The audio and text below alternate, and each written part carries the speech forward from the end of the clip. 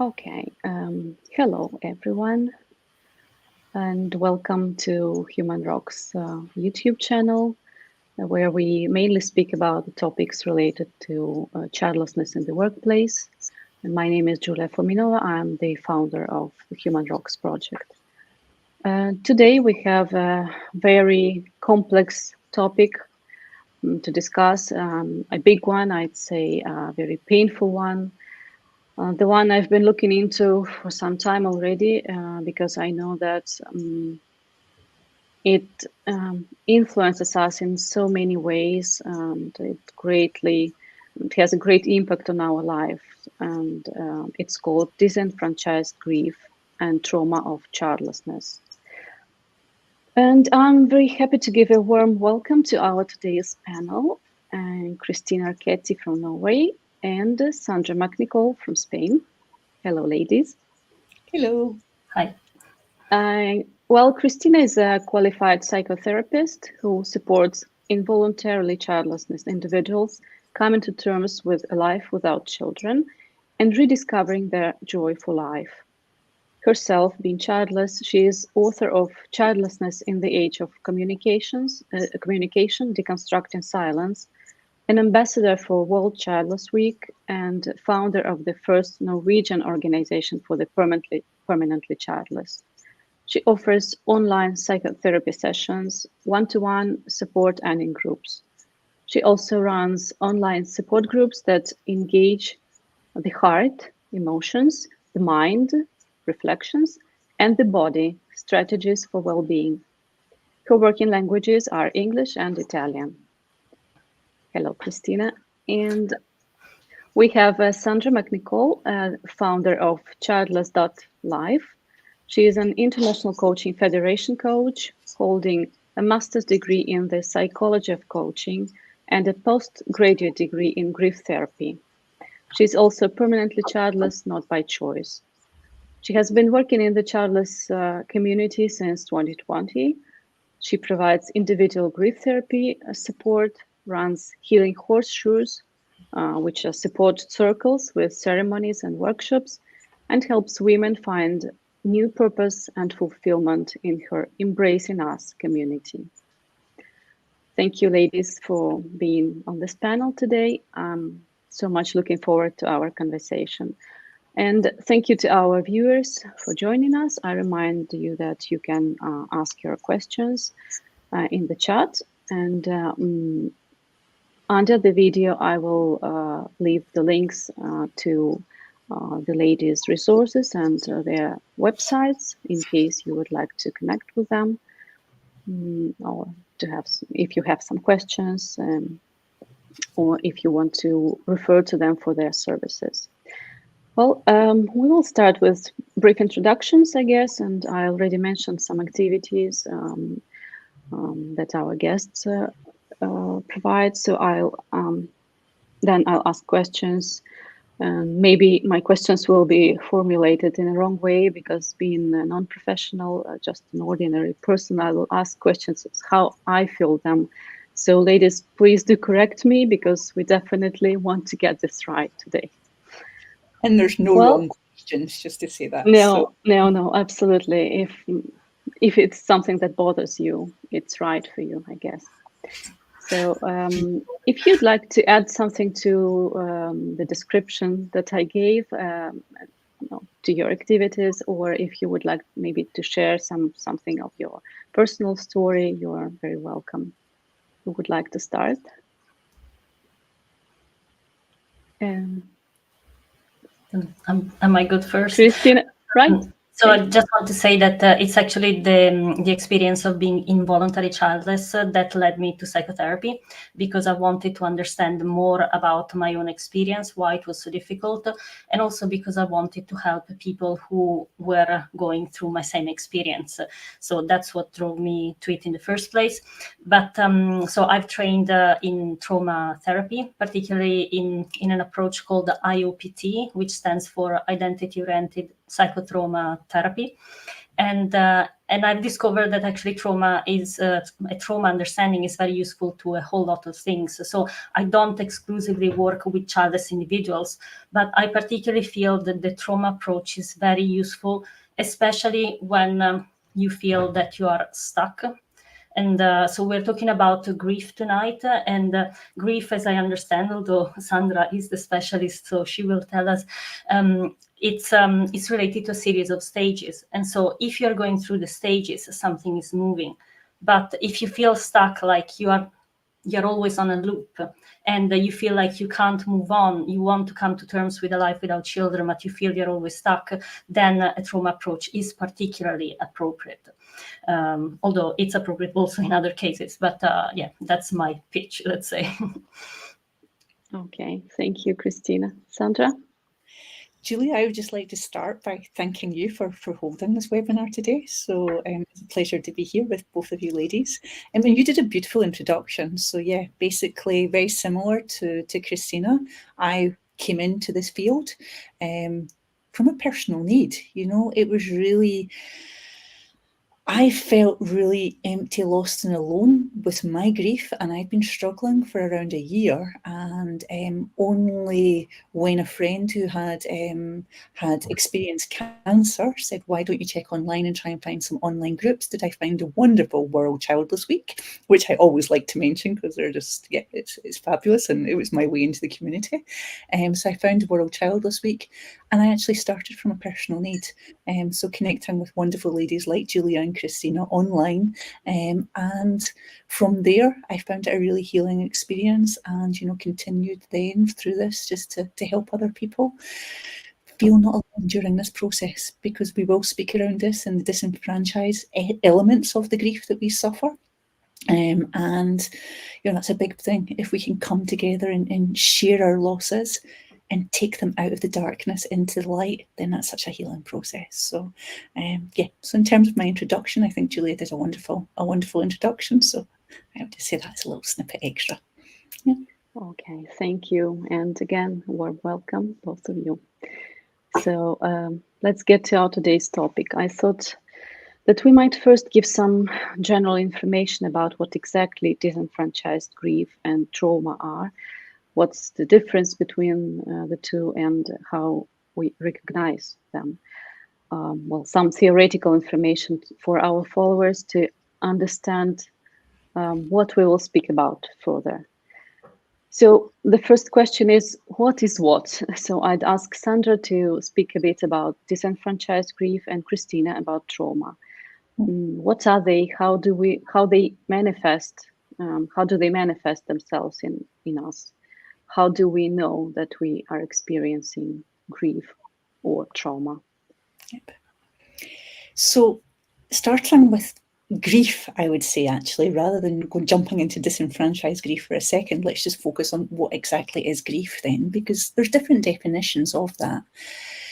But grief is a normal and natural emotional response to loss. So when we're thinking about grief and not disenfranchised grief, the obvious thing that comes to mind is the death of a loved one. That's probably the most acceptable grief that you can find. But it can be triggered by various losses, the end of a relationship, the change of a job, being made redundancy, moving home. There's a million different things where you can feel a loss. And some of those losses may come out of a positive experience. So for example, you may meet a new partner and you lose a loss of freedom, depending on the type of relationship you're having, of course. But that's a loss that comes in there that then, sometimes we don't recognise and such likes. But yeah, basically, if that's then, a normal grief, and probably even just saying a normal grief, I think it's worthwhile just digging into that for a second longer if I can.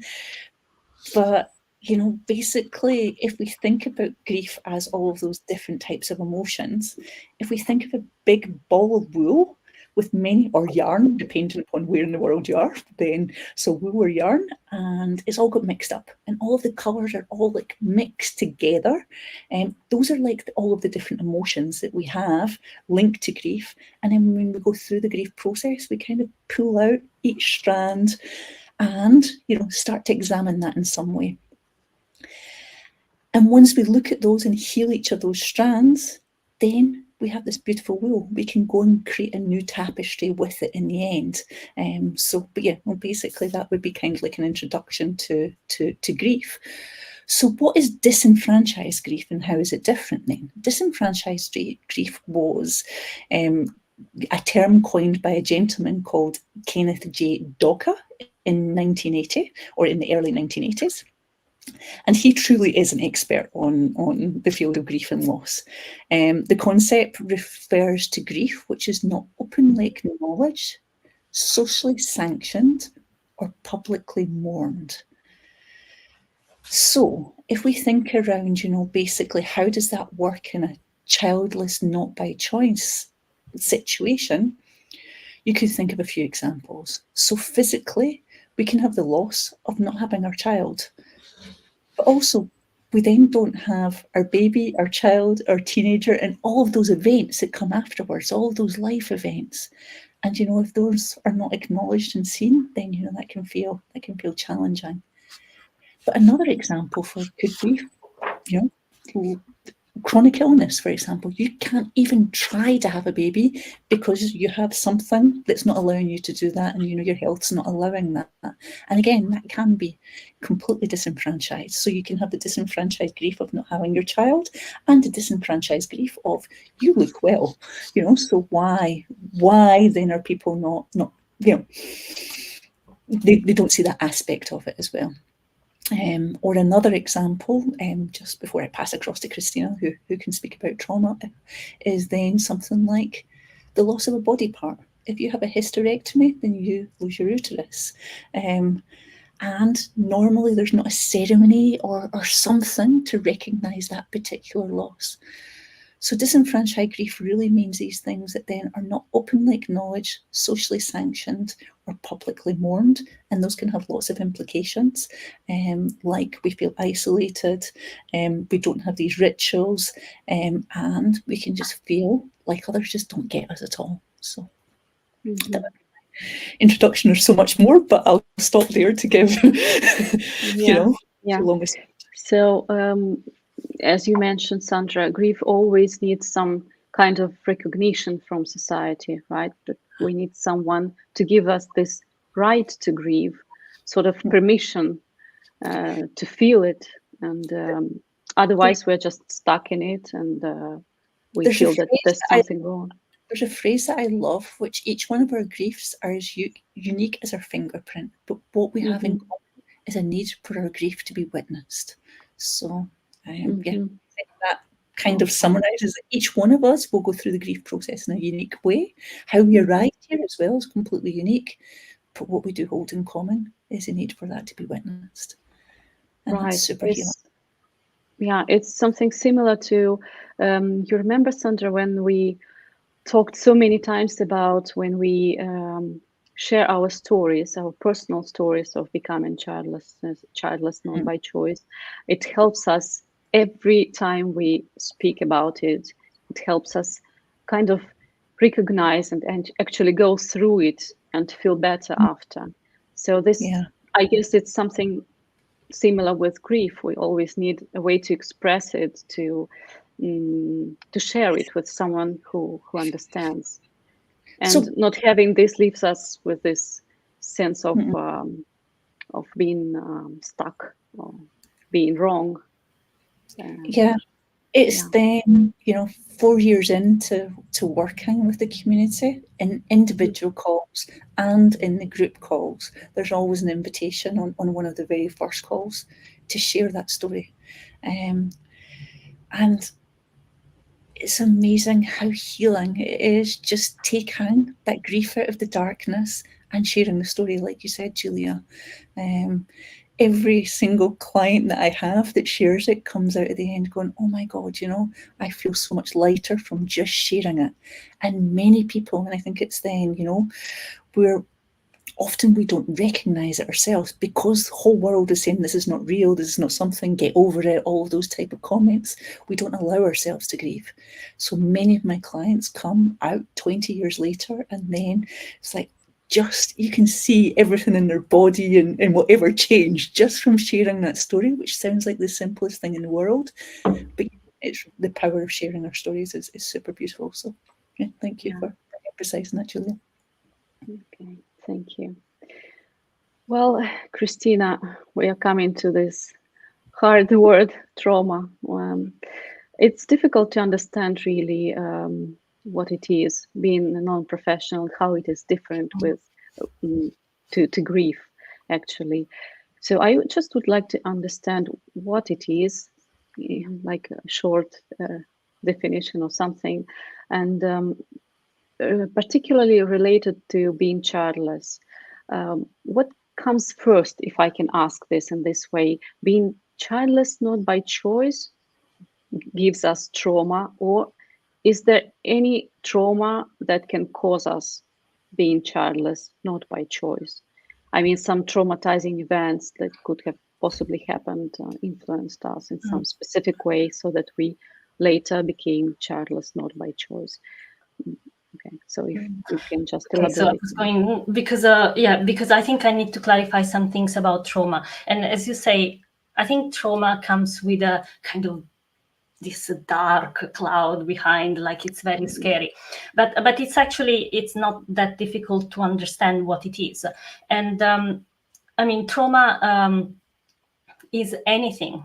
It can be anything that overwhelms us emotionally, physically, or both emotionally and physically. So in other words, something that happens too quickly or too intensely for us to process with the resources, mental or physical, that we have at that particular time. So which means that it's very easy, for example, to get traumatized when we are very small children, maybe babies, when we are still maybe in the womb, because our resources are so limited and we are so dependent on those who are caring for us. Going back to your question, so it is possible that we have traumas from when we are very small, from when we are children, that kind of makes us less able to deal with all that life throws at us. A healthy individual is able to respond in a measured and sensible way to the environment, whatever happens.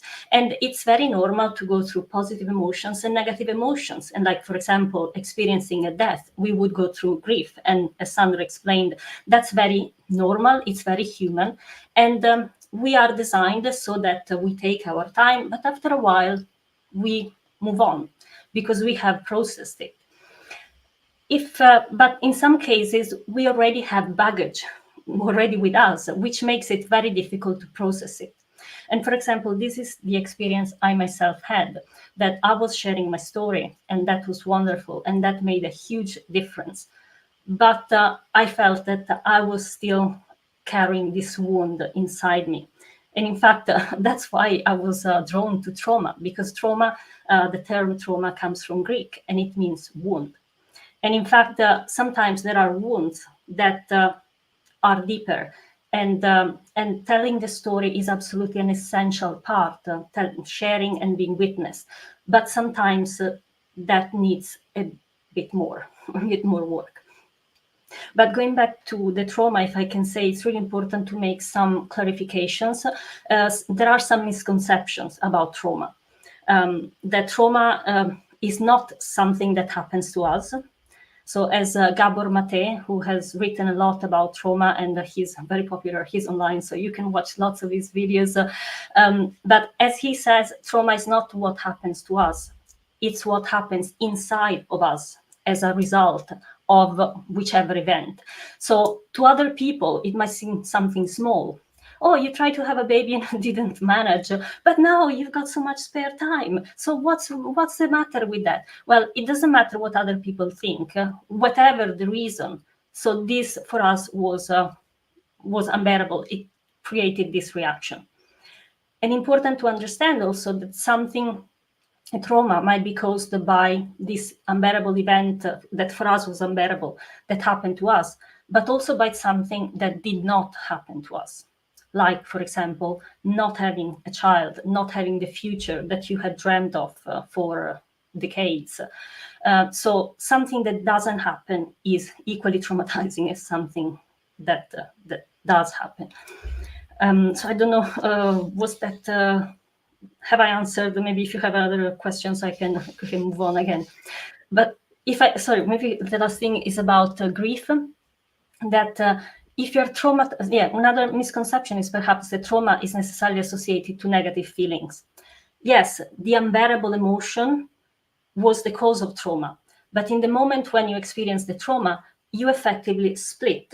So a part of you, the part that is experiencing the unbearable emotions, is being locked away. So it's like radioactive material. You have put tons of cement on, and now it's under the lid. And you are able to survive. So a trauma is not a weakness. A trauma is the sign that you are a survivor, is a testament to your resilience and your strength. Because if you hadn't split, you wouldn't have been able to survive. And so in a way, if you are experiencing such terrible feelings and unbearable feelings because of your loss, you would split. And at that point, in a way, you wouldn't feel them anymore. I mean, a part of you is still feeling them, but somewhere else where you don't, where you don't realize what's going on. And then there will be some trigger, maybe somebody asking you, oh, why don't you have children? And that will touch that part, and then you will experience the grief as a result of a trigger. Yeah, so I'll leave it there. So I think there is a lot more to say, but okay. Introduction. So, well, being an ordinary person, not a professional, I just note that while you're speaking, I know that I actually had that misconception of trauma, because I thought it was like something similar to depression or something. But as you mentioned, we may even not know that we have been traumatized, and it influenced us so badly until there's some trigger that takes us back to that kind of event. And we may not even remember that event, right? Because our memory tends to hide it from us, or something like that. That there's a defensive mechanism.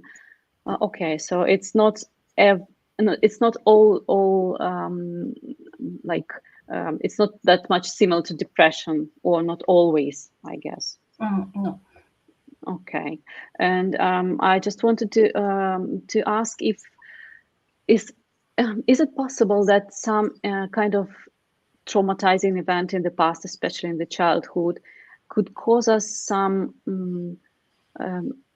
like, again, misconception or idea that we will not have our own family? It will not be like our free choice, actually, because it will be caused by that event in the past, and we might even not understand this consciously. So can it happen that something that took place in the past influenced us so badly that we will become childless, not by choice? I mean, I'm going to say yes, and I'm going to explain why. So whatever happens to us always stays with us, especially if it's a trauma. The trauma is an event that happened in the past that is always with us in the present. It always influences us in the present. So, for example, if when I was in school, let's say I was challenged by a teacher and I felt ashamed. Now, whenever somebody tells me, oh, but why are you thinking like that? I will go like, wow, how do you dare to tell me this? So I'm triggered. Even if this happened like 40 years ago, maybe now I will feel triggered. And so it is possible that what happened in the past affects our choices. Maybe a part of us really wants to have children, but a part of us cannot form healthy relationships with other people because maybe we don't trust them for any reason of something that happened in the past. And so we end up not having a partner, not having a working relationship. And so maybe we miss the opportunity of having the family we wanted because there are these conflicting parts inside ourselves. Mm-hmm. So does this make sense? Yes, absolutely. Yeah, a really simple example, Julia, just to kind of say is then, and I can kind of speak about a friend of a friend here, I guess, is a way of putting it rather than clients, because I don't really deal with the child-freeing people. But sometimes choosing to be child-free is because you've had a traumatic childhood, and you decide, I don't want to have children because basically I didn't have a good relationship with my father, for example. However, once you treat that trauma, you realise, actually, I do want to have a child. And I've seen examples like that happen. So it's a really simple example that then, you know, because of a traumatic childhood experience, you decide not to have children. Once somehow that traumatic experience has been resolved, and my understanding of trauma is the event itself doesn't change. That childhood will still stay the same, but our reaction to it can change after going through an experience with you know, healing this. So then after that, you can go, oh, wait a minute, I do want to have children, but boy, time's running out. And then you can perhaps get into the childless not by choice thing. So I don't know if that's useful, just to throw in a simple example that everyone can probably relate to in some way. But it's a very good example. Mm-mm. Yes, actually, right. Well, I guess that was enough of the theory. We can go to some maybe practical, to the practical part of this webinar. Can we discuss a little bit more the triggers that that provoke those feelings of grief when we may think that we are quite over it? Can we be over it for good? Sandra, can you tell us a little bit this? What's the process of grieving actually? How can we say that we are moving forward? How can we help ourselves if we can do this by ourselves, or do we need help? How do we help us to move forward, actually, to process the grief? So I guess I'd like to start by looking, you know, at the stages of grief and kind of breaking a bit of a myth on that side as well. There was a lady in the 60s and 70s called Elizabeth Kubler-Ross, who was, in my opinion, an absolutely excellent professional. And why she was an excellent professional is she brought dignity to those who were dying of chronic illness in the States. So at that stage, you know, people who were dying were referred to as numbers in cubicle 12 or whatever. People weren't allowed to visit them, and, you know, it was basically, death was a very kind of dark place. So she did this study then to say, hey, how do people who have been diagnosed with, you know, with an illness deal with the process of coming to an acceptance of that?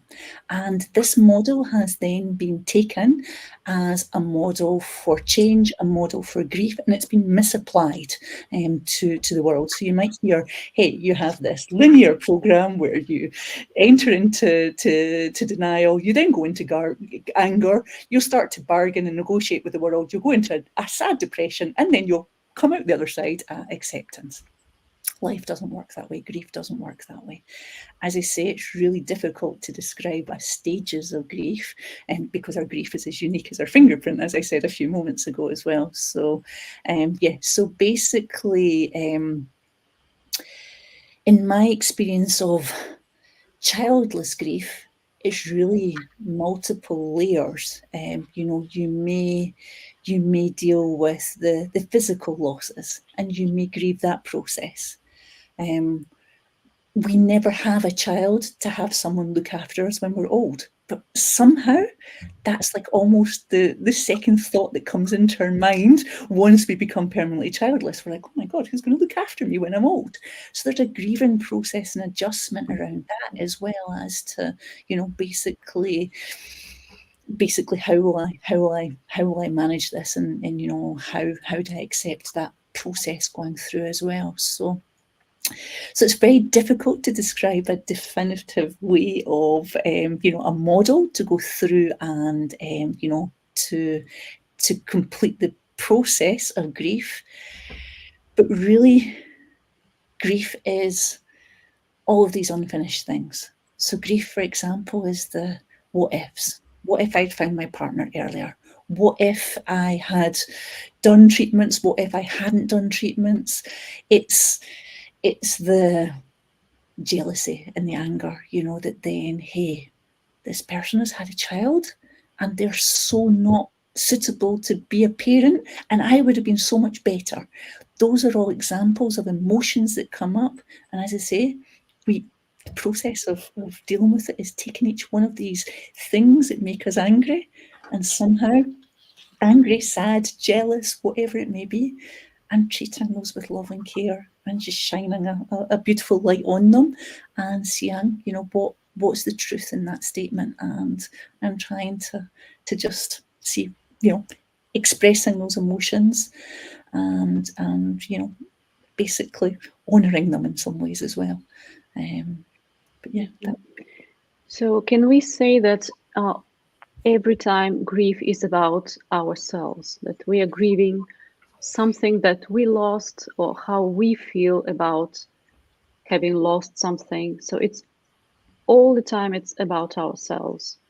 It's always about our emotions in some way. So it's about the emotional reaction to that loss. So yes, it's our emotional reaction to the loss. Okay. And well, yes, as you already mentioned, that we always need someone to share this with, and sometimes it's really difficult to find some person ready to be there for us in grief, and it's sometimes difficult to speak to our partner about this, because maybe men think that they should be strong and they cannot manifest their vulnerability, maybe about the situation of infertility or losing or miscarriage or something similar. And seeing this, we may feel that, mistakenly feel that they are indifferent to our pain, and maybe this doesn't affect them so much, and we desperately need someone to share. But the person may think that again, he should be strong for us, and we do not understand each other. How do we really? How can we communicate about this? There's a beautiful webinar that was done in World Childless Week last year in 2023. I don't know if you ladies have seen it, and yeah, but it was then Robin Hardley, I think his surname is. Hadley, thank you for correction. I was saying it, thinking I got it right. Basically, he did a role play on the thoughts that go through a man's mind at that moment in time, and how he does need to be. So I'd highly recommend anybody in that particular situation to watch that, because it's amazing. But it's basically how men do feel loss as well, and however have this image of being strong, and not all causes of infertility are on the women as well. You know, it can be that then, you know, basically it's you know, something to do with the guy or circumstances or whatever as well. So you know, there's a beautiful support group that Michael, and I'm forgetting his surname just now, from the Full Stop podcast, Michael Hughes. Yeah. Hughes, thank you. Okay, Michael Hughes is set up for men as well, because yeah, basically I think it's even harder for men to grieve the process, because they feel like they have to be strong for the woman. But in terms of, you know, if there's not stages of grief, then, you know, you are bringing up some valid points of, you know, who do you communicate with? So, you know, there's the seek support. And one of the things, again, that we do in my community is we actually draw down, because who you seek support from in this situation will be different if you did have an illness or if you lost your job or whatever. So it's really important to understand who feels safe for you. And sometimes it's really hard to say this, but sometimes not in that circle is our closest partners. And that's a really brave and taboo thing to say, that then, hey, I don't feel safe in this particular topic with my partner. Who do you feel safe with? You know, is there a friend or a colleague?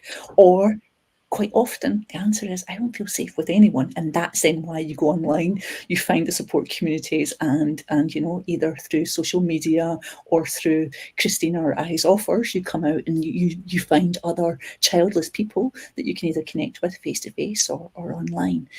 But it's important to understand that you know, sometimes it won't be our partner who is the best person to go to. They're going through their own grieving process, which will be as unique as yours, and sometimes even more disenfranchised. So yeah, they are. Of course, you have to come back at some stage and continue the communication process. But sometimes it's also good to have a safe space to go through and think, to start somewhere else, right? Exactly. So, so it doesn't mean that your relationship is broken or you cannot trust your partner. It just means that you need some safe space to let yourself be vulnerable. Exactly. And then once you've pulled out some of those threads that I've spoken about, or the wheel that I spoke about at the beginning, you can go back and have a more reasonable conversation, a calmer conversation without all of that charged emotions in there, and say, you know, this is how I would like to be supported. How do you need to be supported? What do you need in this? Now, we're all humans as well. And I can, for once, recall some conversations of shouting at my husband during times saying, you know, I just need this. Like, can you listen to me, please? So those will happen. You know, we're humans. Yeah, we're all different, and we pass through different processes, internal process of grieving. And yeah, maybe we shouldn't ask too much of a person, because he is grieving as well. At the same time, maybe we are on different stages, and maybe it's just too much for them. They cannot bear this. Yeah. Or perhaps there is no partner, and you don't have that support to rely on. In the situation, yeah. You're childless by circumstances because your partner didn't want to have children. So, you know, there's 1,000 different reasons as to you know, that relationship as well with another individual may not even exist. Then, you know, many people are brave and, you know, try to do this alone, is then which is another thing. So But yeah, I think from behind your original question was, you know, if there's not stages of grief, how do we get through it then? What's the tips and hints that then we can give? And it's then, you know, as we've said, seeking out support, sharing your story, safely finding somewhere to safely express and process those emotions, understanding your triggers and potentially limiting the exposure to the triggers when you're at your most, you know, extreme levels of grief. Develop that support system, engage in self-compassion. And there's also it's okay to switch off from grief. There's two things, there's grief and there's life. So, you know, sometimes it's just like, hey, I'm just going to lose myself in Netflix for a day, or I take myself off to the beach or the mountain and I do something different, or I'm going to, you know, do this fabulous project, something, I don't know. But, you know, there's the balance that then actually the healing process, you need some breaks as well. So, you know, that comes in there as well. But yeah, I don't know. Okay, I'd like to give some space to Cristina to jump in as well. So yeah. Just before we move to trauma, one last question about because you already mentioned a bit of this. I just wanted to ask, can you elaborate a bit on this situation when we maybe starting to feel a bit better about something that we lost? There's this feeling of kind of shame or guilt that for almost letting go of grief. We should be aware of that, and maybe we shouldn't be afraid of let go when we feel that we are ready. It doesn't mean that you haven't grieved or you don't grieve anymore. It just means you are going through the grieving process correctly. Yeah. Is this right? Do you have this with your customers, like the sense of guilt or the sense of shame when you're ready to let go? So usually when there's still that guilt and that shame in there, you're perhaps not ready to let go yet, as well as then something. There's still other layers of grief to come out and look at that. Okay. But I think it's then, especially because this is disenfranchised, sometimes we feel like the only thing that we have to show for it is our grief. You know, we don't have a child, we don't have a photograph album, we don't have anything. So sometimes there's that tendency to want to hold on tight to the grief as well. But yeah, that probably means there's still some other emotions and things, some other things to come out with, you know, the process still would be my thoughts. Yeah. Okay, thank you. You're welcome.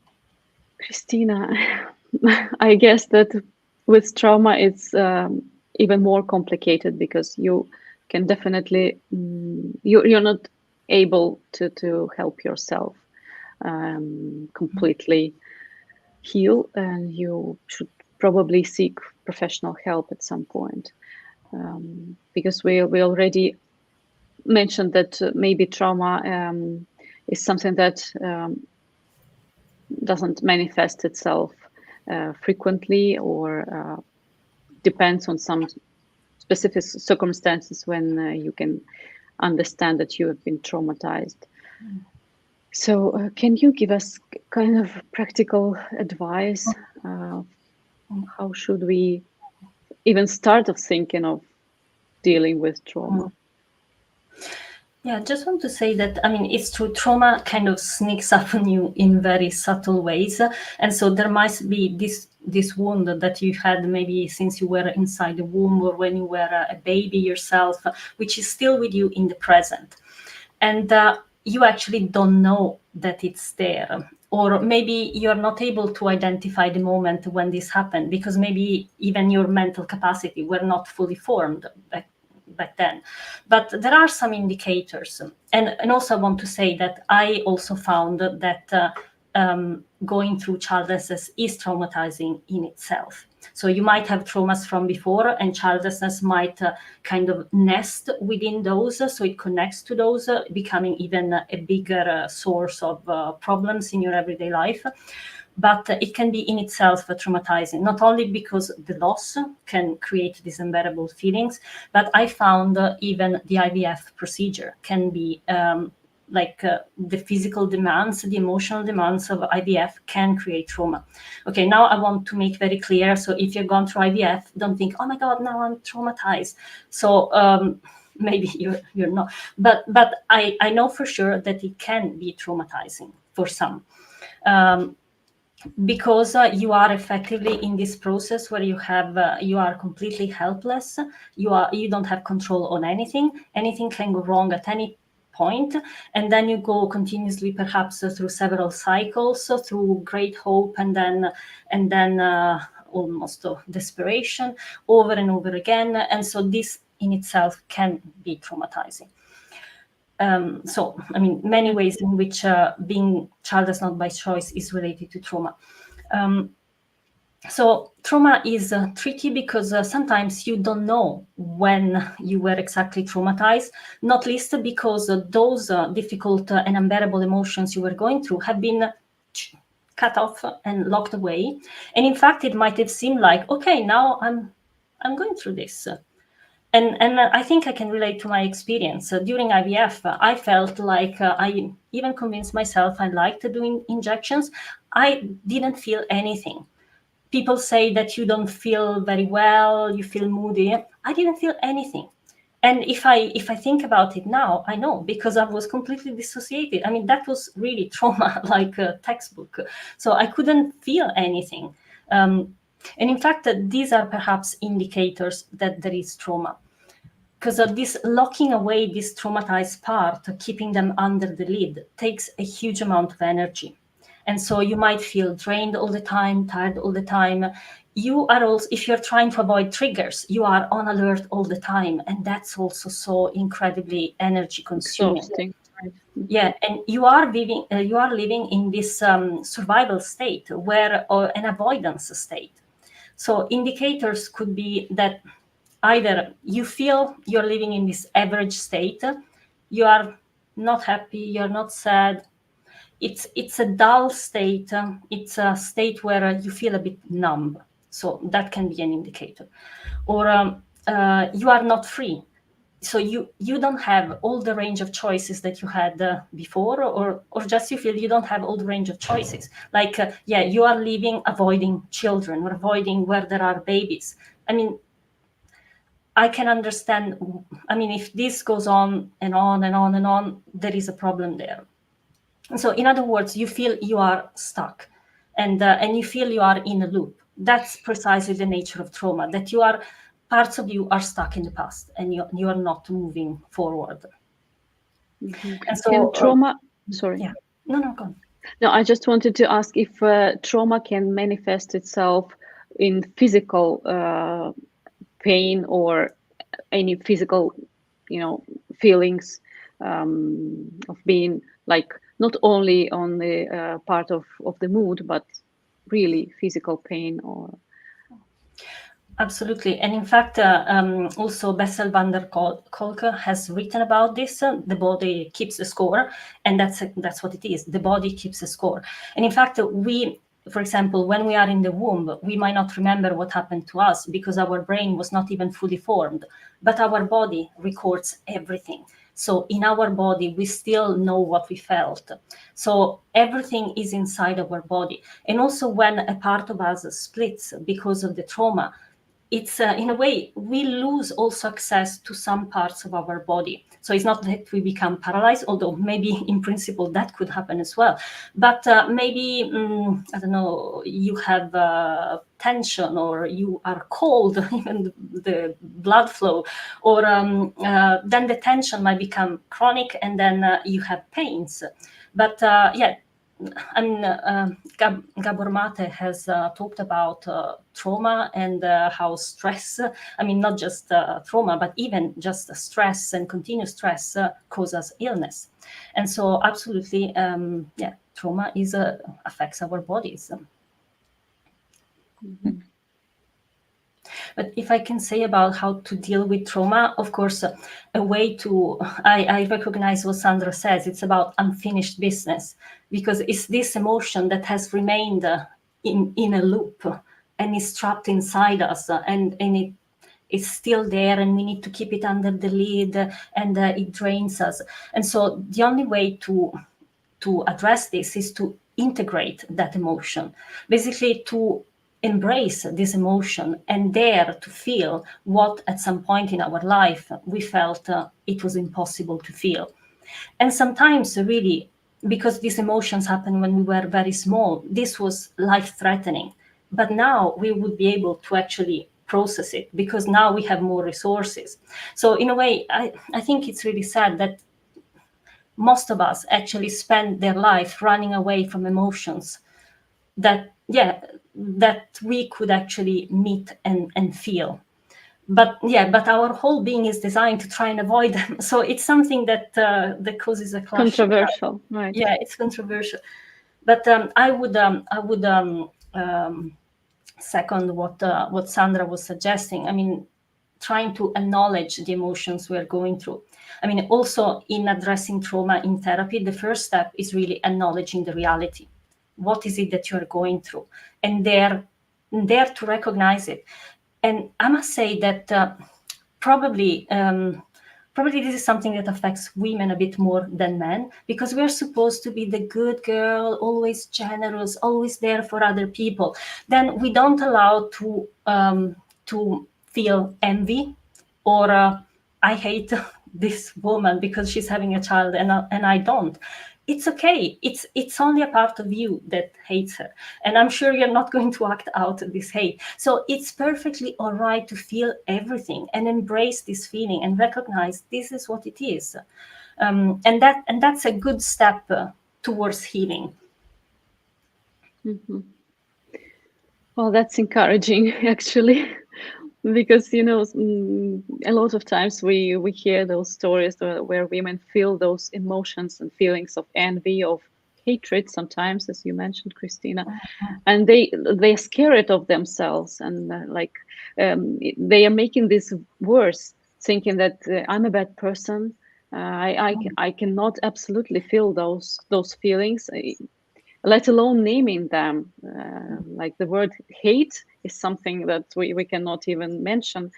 And yeah, there's actually so many more to this. I only managed to find some mention of infertility as trauma, but it's so like the concept of it is so huge. And well, I feel that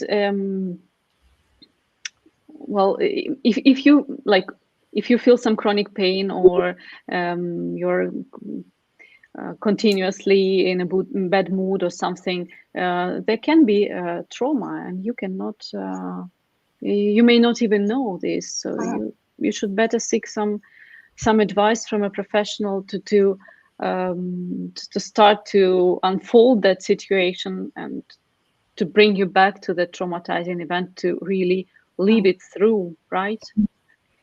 Yeah, and I must say, although you are going back and trying to go through it and process it, it's a very safe situation.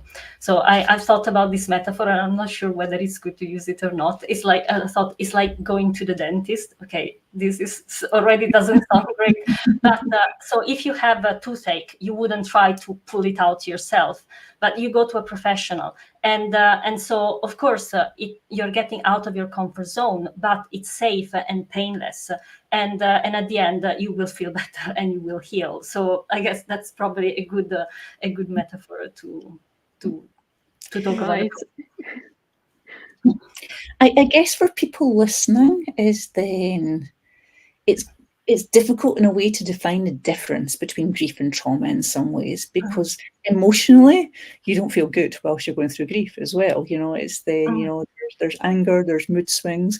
Physically, it impacts us in terms of our sleeping patterns. We may have headaches. We may feel always tired.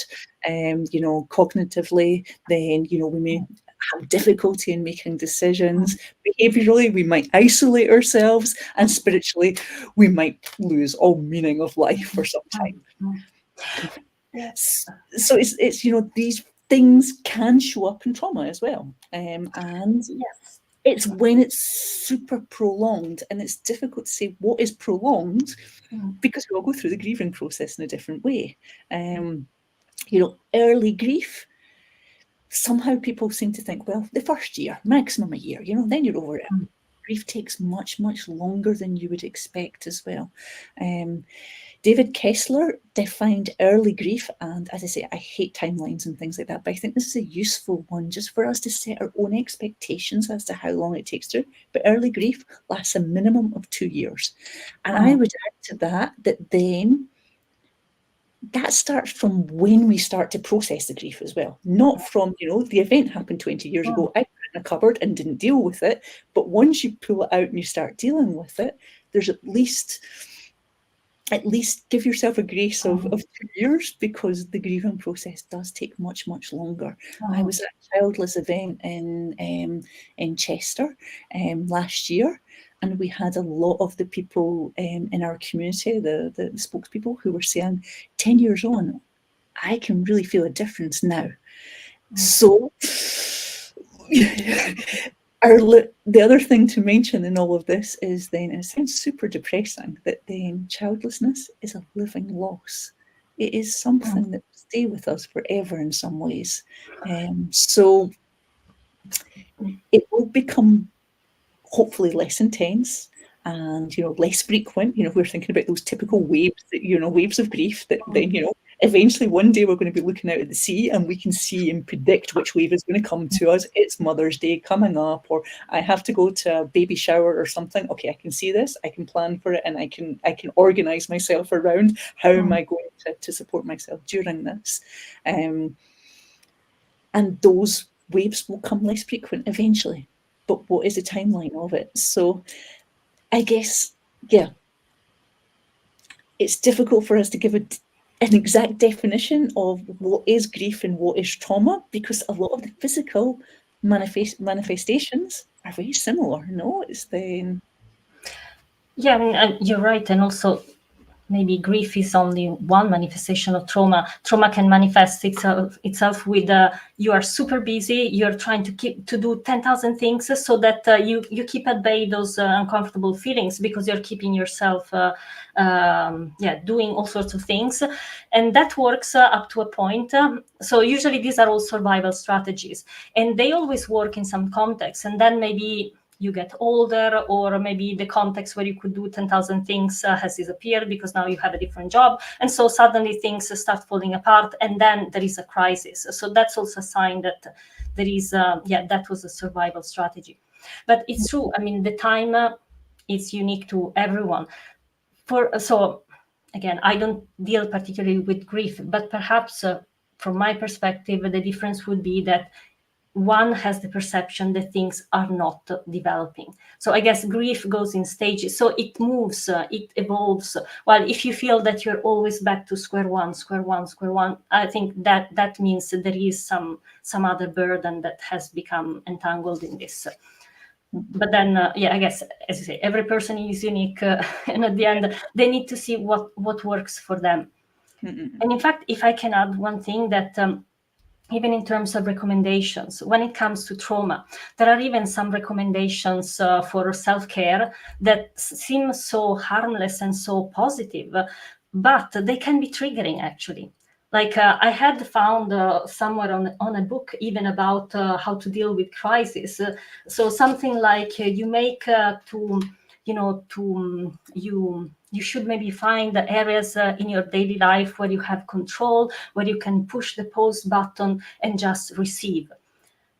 And of course, if you have certain kinds of traumas where you've always tried to please others because that was your survival strategy, so even the very idea that you deserve something, or you deserve self-compassion, can be terribly triggering. And so, in a way, this recommendation can set one person up for failure. And then you would think, oh my God, I can't do it, and somebody might even feel worse. So, I mean, it's really tricky. And so I guess people should just see what works for them and try something different. We've already mentioned some amazing resources out there. Gabor Mate has YouTube channels. He's always doing podcasts everywhere. So The Body Keeps Its Score, as a book, is a fabulous book as well. There's lots of resources which are trauma aware, let's then say on the side as well. And those could be good places to look at, to find support beyond our offerings. And I'm an academic, I shouldn't say this, but that's one of the cases where, okay, it's good to become trauma aware and to read, but the point is to feel. And we can read forever about trauma, and we can understand it, but it's daring to acknowledge these feelings and to feel them, maybe little by little. That is going to make the difference. We can read the entire library, but that's not going to solve it. Yep. Oh, wow. Well, we've discussed so many issues, and I feel that we've just started, actually. There's so much more, There's so much more to it, and we've already been here for an hour, and we can speak for another one. I just, maybe before we close, can we think of any positives about grief, and dealing with trauma? Can we extract some positive ideas of this? I was reflecting on this, and okay, so I had read something about indigenous societies where in some indigenous societies, experiencing loss or going through grief is it means entering this sacred space. And I understand that, because you can gain a completely different perspective, and I think it's possible that leads to growth. But I'm a bit irritated by all this noise that I hear out there about, oh, grief is this opportunity for self-growth. Yes, okay, but I think this is still the tendency of our society to want to be productive in some way, right? So it's like, oh, you are good at something, you have to monetize it. Oh, since you wasted so much time in this grief, so since you spend so much time there, you must get something out of it, right? So I think maybe we should reject this productivity-oriented thing of our society. And I think the focus should be on living. So I'm going through this, I'm processing, and I keep on living. And so I think that should be the real gain, that despite something really hard I went through, I processed it and I survived and I keep on living. And I think that's the best that we can get. That's very beautifully put. I think it's also an opportunity for us to truly listen to those feelings, both grief and trauma. Our society at this moment in time tells us we always need to be happy, put the smile on, just get on with life. Those emotions have so much wisdom in them. And, you know, we're trained from such an early age. You can't be angry, you can't be jealous, you can't have envy, you can't have all of these things. Well, I don't know, I give you permission that you can. And there's some wisdom in that, telling you not what you have to do, but it's somehow looking at the more authentic you. How can you find peace in yourself, sort of type thing, is then the piece on that side. So yeah, it's then, but yeah, I think it's a huge invitation, both grief and trauma, to listen to the wisdom of those emotions. Beautifully said, right? Those are absolutely beautiful closing words and the words of encouragement. And it feels safe. It feels relieving to know that there are resources inside of us and outside as well. And we can work with those feelings. We have the right to feel them, and we can seek help. We are not alone. And that's beautiful, and it's wonderful to know. Thank you. Well, I have to say that it's been kind of a hard conversation. I mean, all of us being childless not by choice apparently experience all those feelings and have passed or are passing through the stages of grief, or also dealing with trauma.